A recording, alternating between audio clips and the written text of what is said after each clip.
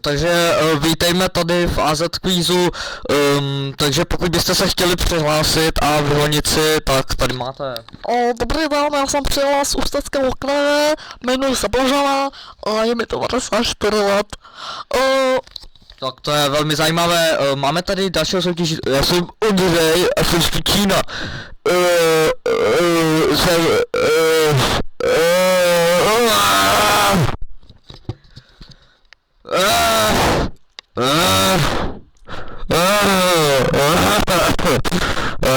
Já jsem teplej, no.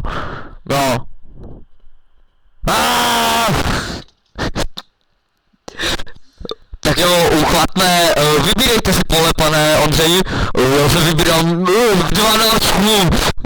Takže, jak se jmenuje známý český streamer, který se jmenuje na D a Š. Řekněte jeho křestní jméno a řekněte, kolik má sledující a výšku. Halo, výšku, jo? A jak se mi říká? Tak já si myslím, že to... Dobře, vybírejte si pole. Vybírám B jako Bečet, Bečmar jako Krčma. Takže jaký je název streamera, který má 1,50 m a každý ho něj zakopává? Tak podle mě to je Toba Bigge. A to je správná odpověď, získáváte v pole.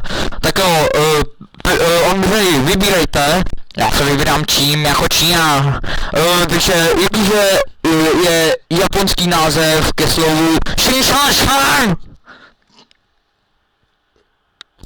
Já si myslím, že podle mě to je Černoch. Správně, dostáváte pole. Já si vybírám PT jako Peťan Games. Jak se jmenuje youtuber, který říkal Peťan Games pořád dokola a dokola a dokola v jednom daném videu? Řekněte jeho křestní jméno a jeho výšku. Podle mě to je teda Smusa Games, ale teda nevím to jistě. Správně, dostáváte bod, tak jo, teďka Ondřej tady.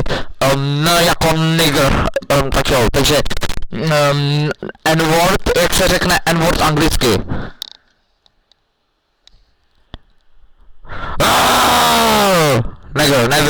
Nevím. Jo, vlastně, jo. Vybírejte pole. Já to věděla, nevím. Jaký je československý výraz pro peníze, který se používaly a používají v dnešní době? Máte bod? Já si vybírám SOR jako sortiment. Jaký je sortimentární výraz k matematické rovnici číslem B? Ty vago, to je těžké. Podle mě to je sortimentální orientace B.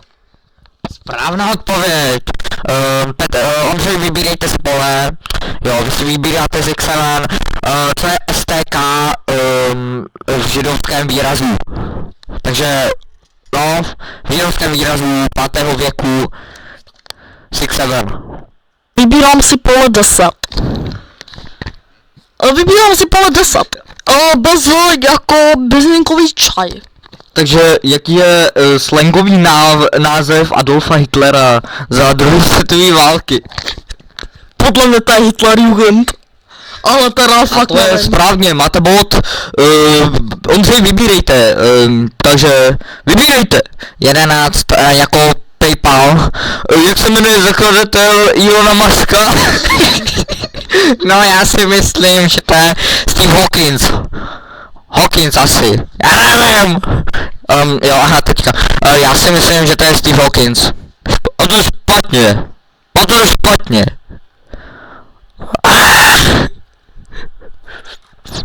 Dobře, Madleno, vybírejte, pojď. Jako bezezubka. Jaký je název nejznámějšího fanboye na světě? Podle mě to je pan Starový Pinch. A to máte správně, uznáváme vám. Dobrou noc.